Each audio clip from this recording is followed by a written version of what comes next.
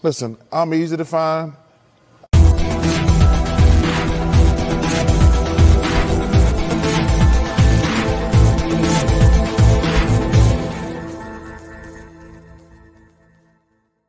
And then they can kiss my ass. What is going on, ladies and gentlemen? YouTube, what's going on? It's Nathan back with another video presentation. I hope you're all well. Hope you're all staying safe. Happy Thursday. I really cannot believe it's Thursday and July, excuse me, is over. After this weekend, it came by went fast. Summer is pretty much almost done, and fall is approaching very quickly. Before we get into the video, there's a few things I would like to say up front as I fix my mouse. The Washington Mystics are back tonight against the Dallas Wings after a much-needed break after the Commissioner's Cup. The Las Vegas Aces, congratulations to them as they beat the Chicago Sky. Great game. Got my guarantee right that Las Vegas would win. Right now, it's 8 games left of the WNBA season, so we're just going to get right along. Now, I've got some people have reached out and said, hey, are you going to talk about some football at some point, different things like that? Yes, I will. Training camp is underway. We're getting ready for preseason, so you will see more football content. Right now, because of the football offseason, it's been very slow. There's really not much to talk about in terms of who can, the things that have happened. NBA's in the offseason, the Summer League. I've caught a couple Summer League games, but right now my focus is just with women's basketball. And we're going to continue that also, too, as the playoffs progress. We're getting ready for playoffs for the NBA, but you will see some NFL content very soon. You will also see some baseball content, especially when we get to the playoffs. That's really going to be interesting because the way the Baltimore Orioles are playing, they are looking like a wild card team. But this is definitely probably this could be for baseball one of the best year for baseball. You're going to see some surprises, but that is enough talk. As you have seen the title, yesterday, actually Tuesday, Elizabeth Cambage of the now former Los Angeles Sparks agreed to a contract divorce. Just for the record, I feel like a contract divorce. Can we just simply label it a contract buyout? I don't know why we're calling it a divorce contract. Divorce makes no sense to me. So because she got requested the buyout, she's going to get 141,000 of that because it's how many games you've played. She would have gotten the full 170 because that's what she signed. It was actually just a 1-year deal. So let me start off by prefacing this. Liz Cambage, is a good basketball player. I think coming into the W, she's had the potential to arguably be one of the best bigs in the game of in basketball. But it has seemed to me ever since she's come to the W, there's just baggage. And it started when she was drafted at the time by the Tulsa Shock. Now the Dallas Wings. Fred Williams, at one point she left. She didn't come in. She was drafted, was it 2014, 2015? She left. Fred Williams, it took some convincing to come back. I remember at one point, I think at that time, she said something along the lines of the salary that she makes in the W does not pay her bills. So, goes to Las Vegas. I felt like Bill Embiid did everything in his power to really get her to untap her untapped potential. I'm just of the mindset, if you're 6'8" taller and you got a 5'2" guard or 5'5" guard on you, you should be dominating the game. You should be in the post. You should be averaging at least 25 and some change. I think she has shown flashes of what she can be, but it just seems like no matter where she goes, she's never happy, and that to me can be very, as a fan, that could be that's very frustrating. So this last 2 years, and the reason why that you see the title like that is because now this just adds more fuel to the fire. It was Saturday night. The Los Angeles Sparks are playing the Las Vegas Aces. The Sparks lost that game.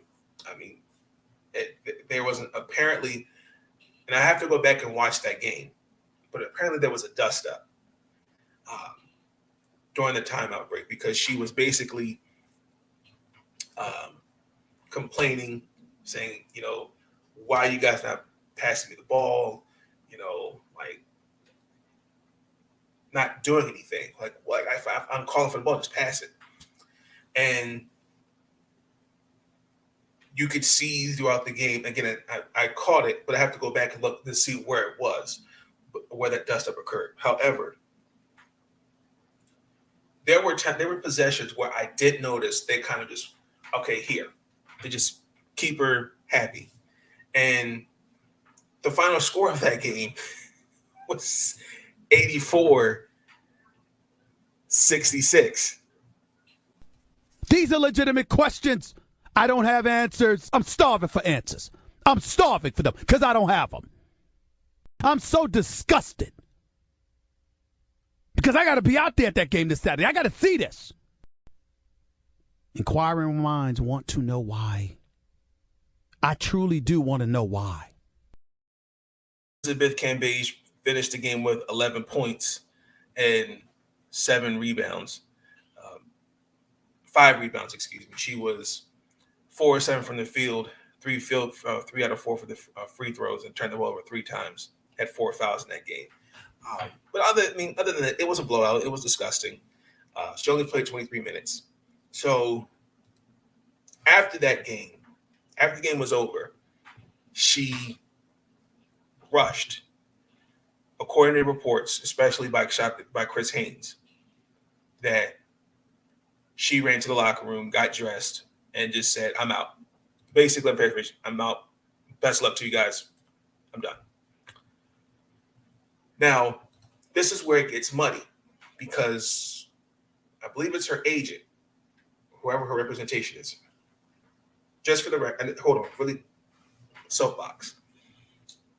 I think it's very disgusting that we have agents like this that are on social media that will deflect accountability and will deflect what's the baggage that their client has shown to attack other people that have nothing to do with basketball and bring up something that happened in the past.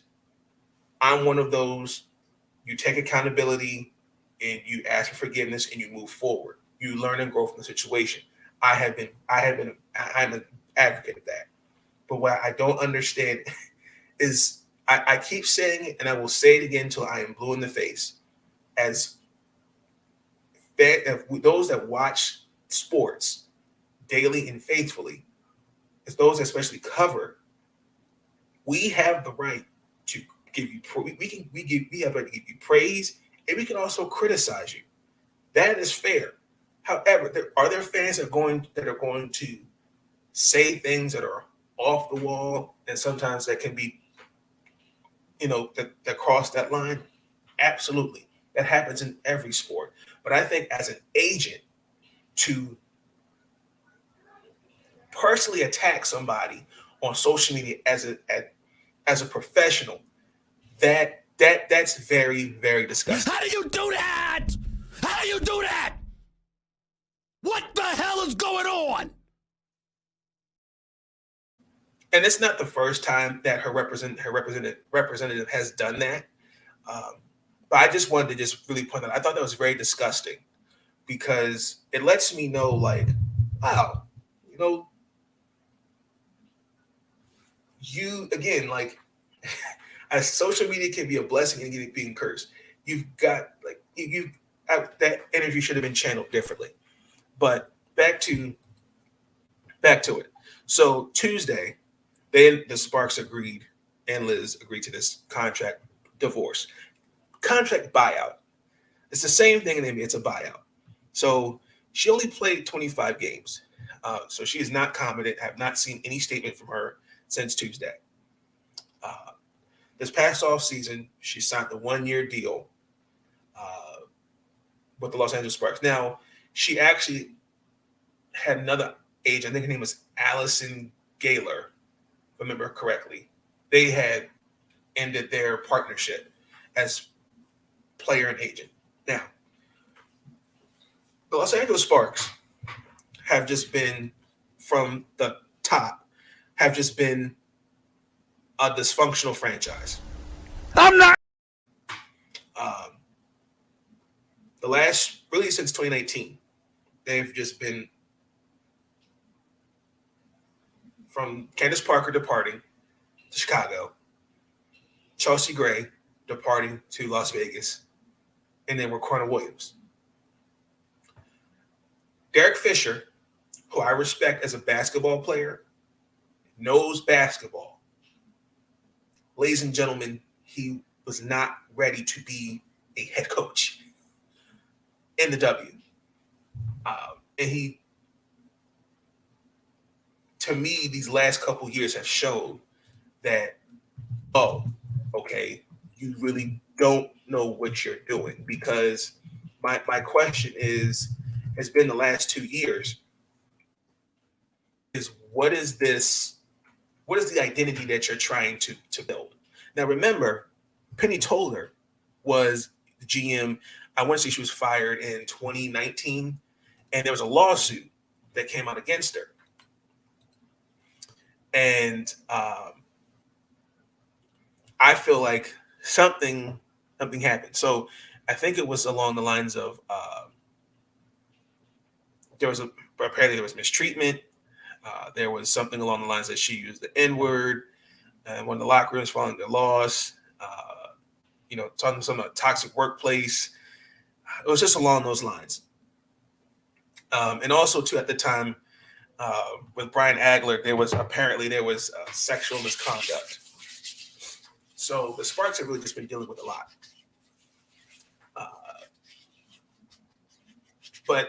So now they really haven't had a GM. And then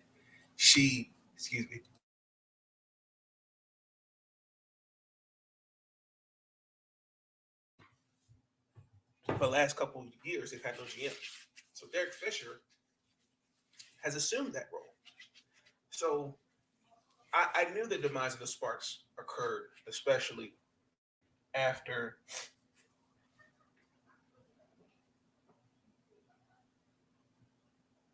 particularly in the playoffs, because there was actually a game where Candace Parker had a triple-double. Well, it was close to it. She was a rebound short, of getting a triple-double. And he pulled her out. Then it was how she was being used throughout the playoffs. And you could just tell that there were egos and different things like that. It seemed like, to me, his ego just became bigger. So remember, now that she's gone, Chelsea Gray is gone, what is the identity? You still have Nneka Ogwumike, you still have Christy Tolliver, you still have some pieces. And I didn't even think Alana Beard, I want to say left. I want to say it was that 2018 season as well. But you could just tell there was these egos. But last year and this year, I'm really trying to figure out, okay, what's the identity that you're trying to build past now Candace Parker and Candace Parker era? So his response was going out there, getting Kennedy Carter, who really, I hope she is doing well. I really do. Because I just feel like there's something there that is not being told, because to have a knee injury that long, I think there's some other things that no one wants to say, and we're going to find that out eventually. Apparently, there's something between her and Fred Williams. You drafted Ray Burrell, who, if you will go back and look at my WNBA draft grades, I gave it a B, because I get the concerns of injuries, and she practically hasn't played all season because of her injuries. You got Brittany Sykes, you signed Jordan Canada, you signed also Lexi Brown, Katie Lou Samuelson, you had Taya Cooper, Aurela Garantes. You had a lot of guards. I mean, there's just the way he built the team. And it was a team that, to me, was desperate of, I can put together a team and hopefully get to the playoffs. But see, this team was not going to work, especially, I think, to me, the Los Angeles Sparks play like at a run and gun pace. Liz Cambage is more of a back to the basket player, and I think she would slow the game down. And you could tell this season she was not in basketball shape. I mean, she even said it herself. She had COVID 3 times, and which, if you look, there was a post-game interview. She talked about it, and you could see Brittany Sykes, and you could see Janae Kumike's reaction, especially Janae's. Like, wow, you had COVID 3 times. That's crazy. But players have spoken out. Even before the signing, they took to the issue of signing Liz Cambage, because remember, it just recently came out a couple months ago that when she was with Team Australia, she called members of the Team Nigeria women's basketball team monkeys and told them to go back to their third world country. And then we're hearing this prior to her saying that she withdrew because of mental health concerns. Now, I'm surprised because Nneka and Janae, who I think are still appealing to play for the Team Nigeria, I'm pretty sure that was at the forefront of their table of, this is the issues that we have, especially when the signer. According to reports, there are players on the team that felt that, yes, she can help us win if she stayed focused and committed. They did express their concerns, especially where she's a player that doesn't like to play with others. I'm saying they don't like to play alongside her as a teammate. Because I mean, throughout the years, there have been those in the W that have spoken out, have called her behavior out, and said along the lines of, I can't have her as a teammate. It is documented. But not just that. Derek Fisher, regardless of the concerns that were raised, he still signed her. Now, really, this is where this takes the cake. So a lot of this started over Jersey. So number 8 is supposed to be retired. It should already have been retired because the great Delisha Milton-Jones wore that number, and it should have already been retired. I don't know why it's taking this long. So, okay, no problem. Amanda Zaribi, who is also suspended for the season because of her ORC commitment. So starting next year, there's this thing, and there's this prioritization in the CBA that states that you have to be back by a certain period, by a certain date. So let's say you have to be back. Just this example, you have to be back in the States by April 1st. If you're a day late or 2 days late, you are suspended for the whole season. I just don't know what to say. I don't know what to say. This is disgusting. It's disgraceful. It's embarrassing. And I'm ticked off. It don't make any sense. This is unacceptable. Unacceptable.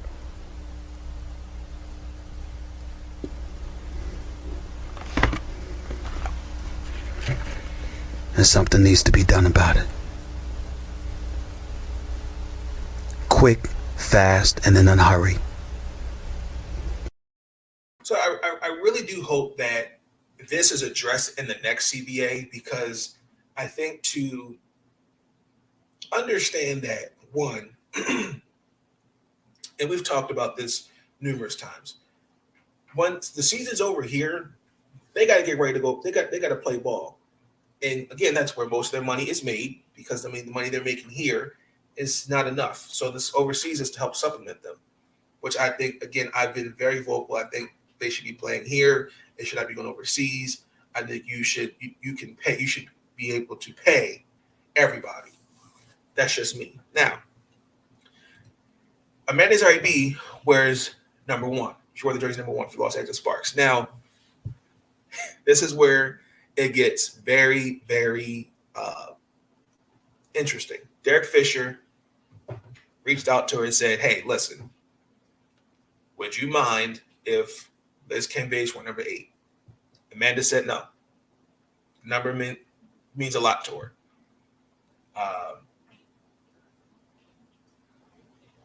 Liz still wanted the number. And according to what I read in the article, they just went ahead and just gave Liz the number. Now, I think it's very fucked up. Yes, I'm going to go there. That as a player, if I politely said, no, you cannot have my jersey number, I have to find that out through social media. I think that's a slap in my face. Skip. Good Lord, thank the good Lord I am on FCC Airwaves. I thank the good Lord. It's hard to take, man. I don't understand it. I don't understand. And for that to happen the way it did, I thought that was very, very, very uncalled for by Derek Fisher and those in the front office. Now, this did ruffle some feathers in that locker room. Now, I thought what was really a slap in the face, Amanda was going to miss the first 13 games of the season. And because she committed to her overseas commitment. I just feel like you've made a commitment and you stick to it. You're going to miss some games. Yes, it sucks. However, what I read is that Derek Fisher understood overseas commitment, and they just went ahead and suspended her for the whole season, which I think is ridiculous. Now, again, I just want to re-emphasize this. I just want to say this again. When you're suspended, according to the CBA, what I read verbatim, when you're suspended for the season, you are suspended without pay. I mean, this is some bad stuff. I don't know what I'm going to do. I don't know what I'm going to say. I don't know what I'm going to do. I don't know how much more of this I can take. I just don't know. This is ridiculous. Oh, Lord. What kind of shit is that? So, also too, not only that you're not getting paid, the team still has your rights. Now, this is known publicly. I spoke on the lawsuit that happened with Penny Toller and the whole sexual misconduct with Brian Agler and some of the things that were happening in that front office. There's no leadership, no delegation. There's no accountability from upper management. So, especially, that's an issue.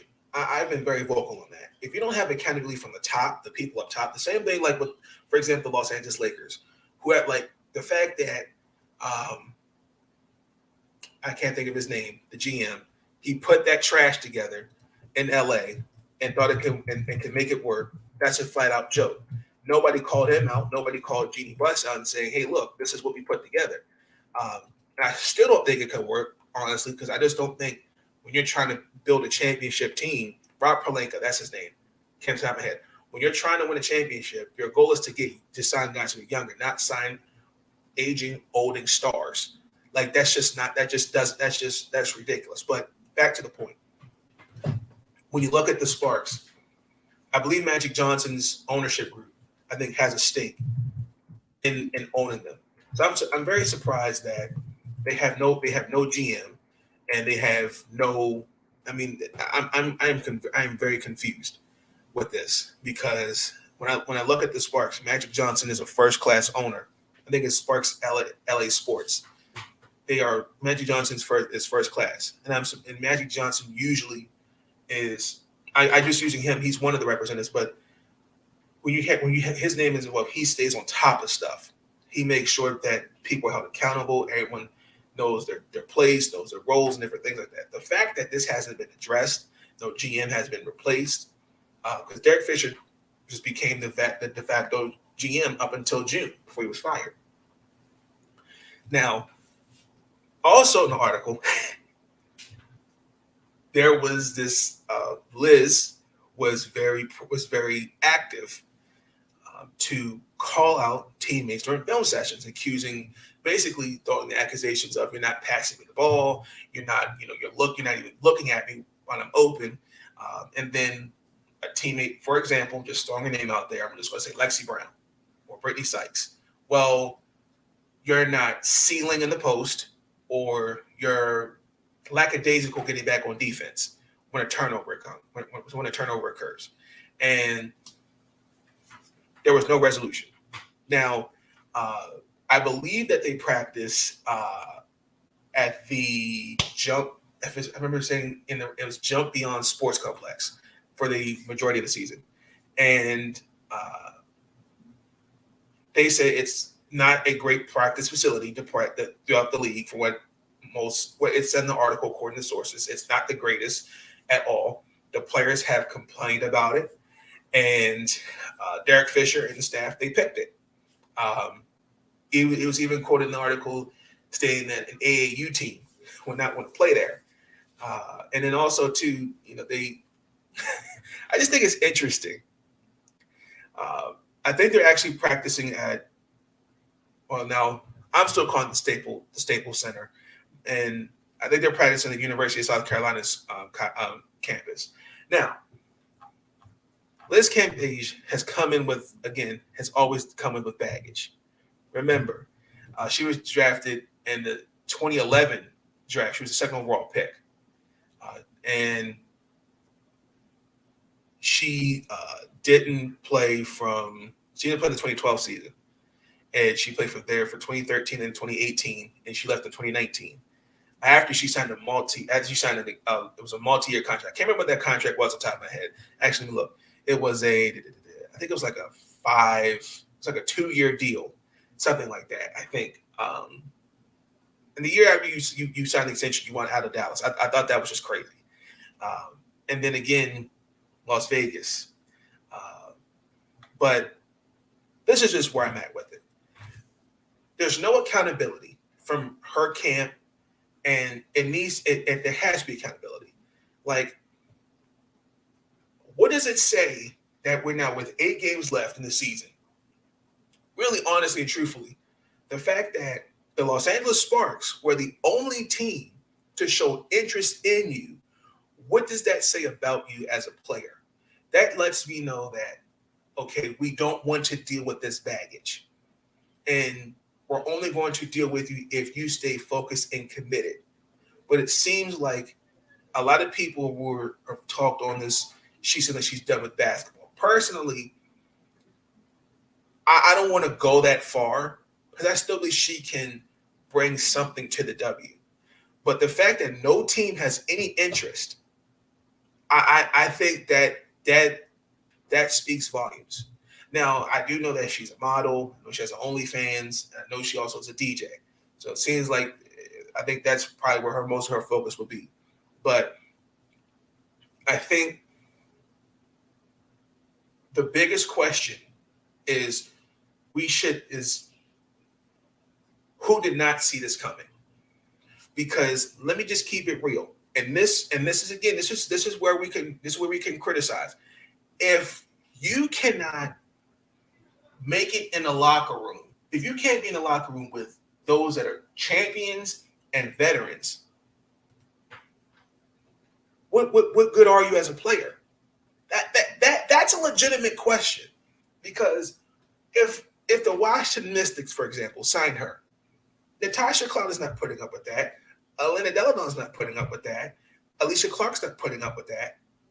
Mike Tebow's not putting up with that. They're going to check that. Seattle, Phoenix, Dallas, Connecticut. They're not dealing with that.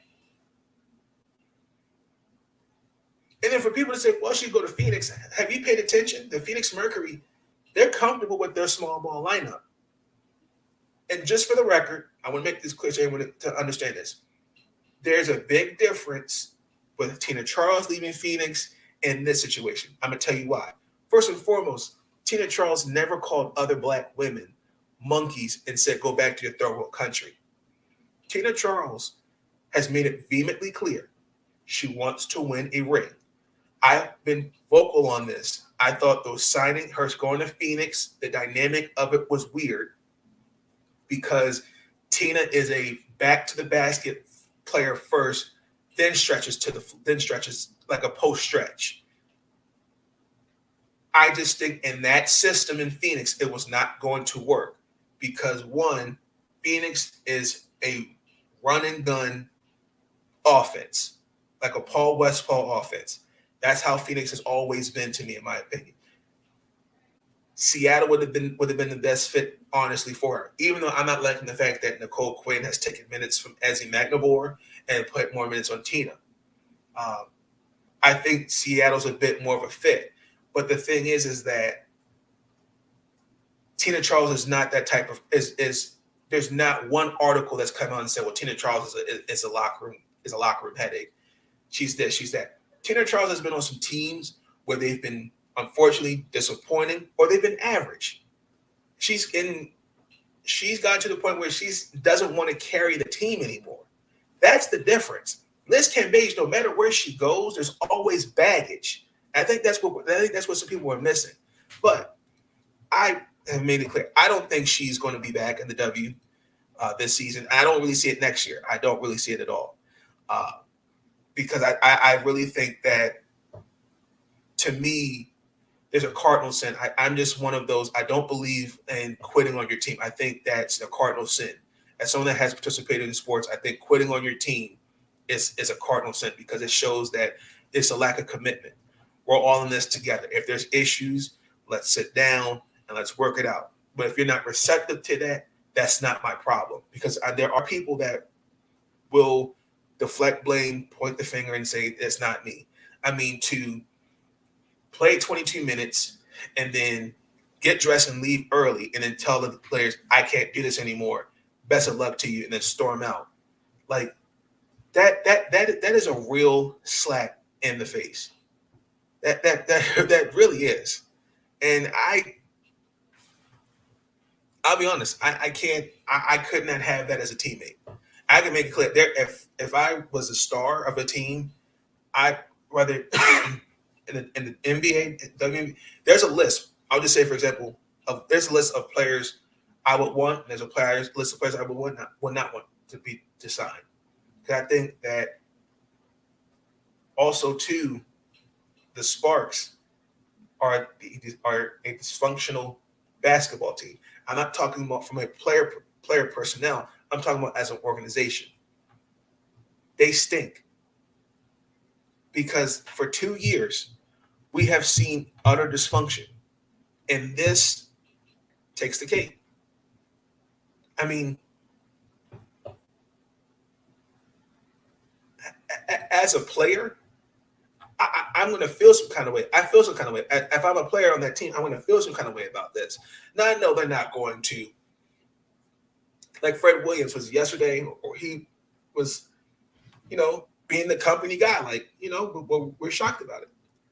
We wish her all the best. We talked about it. Bullshit. I don't buy that. I mean, you were with her for 25 games. You've seen this. You're just towing the company line and just saying what they want you to say. And you, from a PR perspective. But the fact that this is where the Sparks are at. And also, too, to whoever the person that was on Twitter who made that 10-hour space, if you're still think the Los Angeles Sparks are going to make the playoffs, you're crazy. Because of all the things, if you watch these games, right now they're sixth place. And I'm guaranteed the Los Angeles Sparks are not making the playoffs. Yeah! team. And it's not nothing personal. I just don't think they have the. I just don't. I'm going to look at their team, look at their schedule. I think the 7th, 8th, and 9th seed can make the playoffs.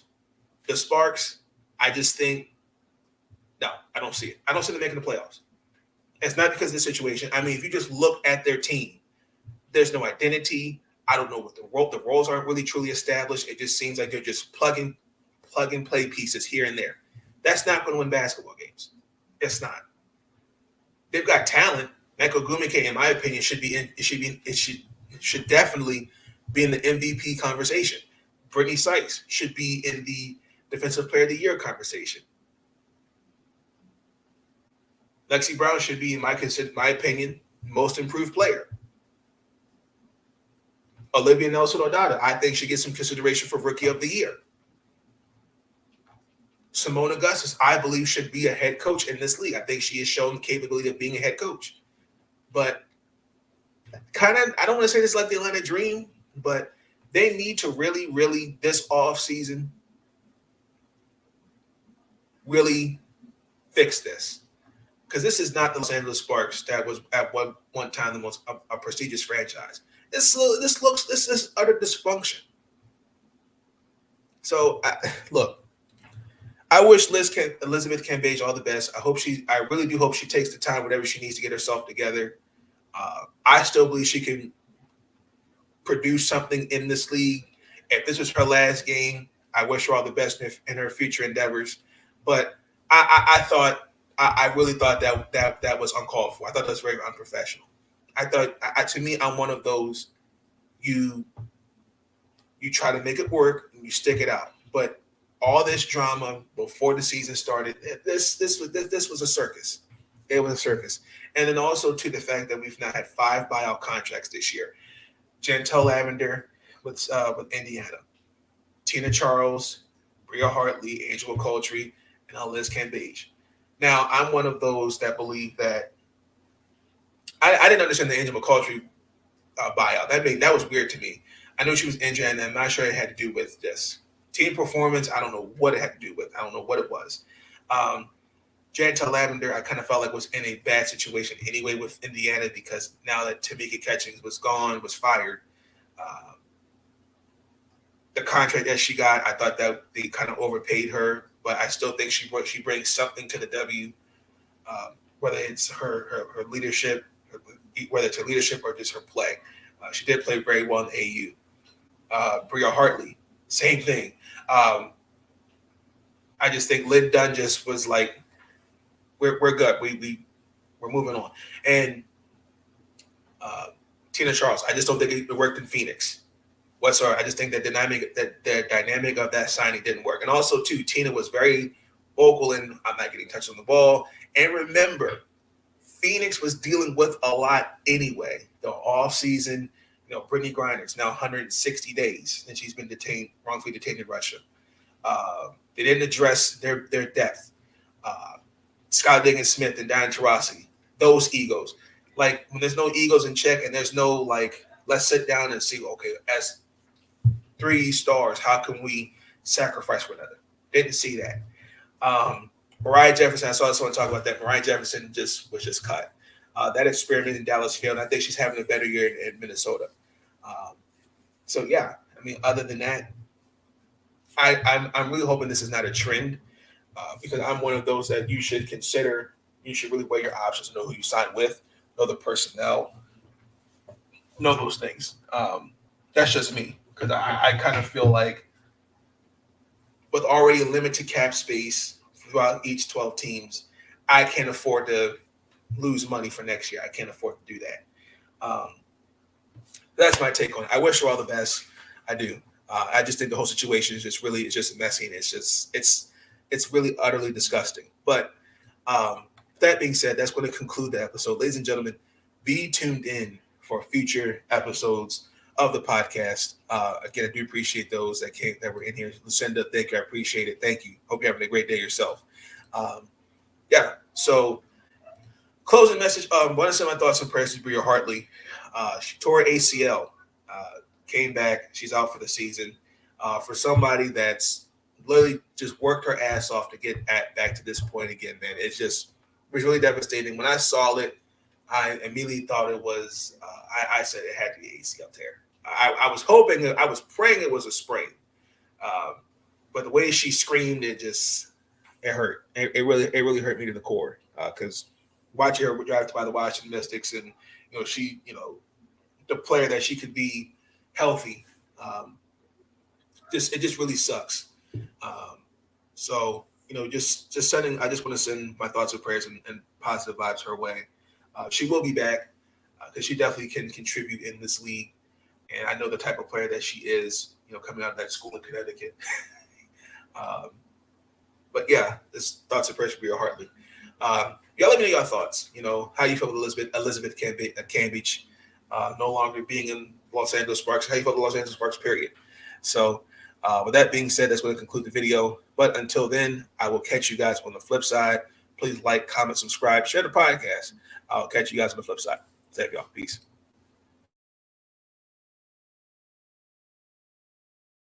Listen, I'm easy to find. These videos are tremendous. Like, comment, and subscribe, and hammer that notification bell. And listen, they can kiss my ass if they don't like it.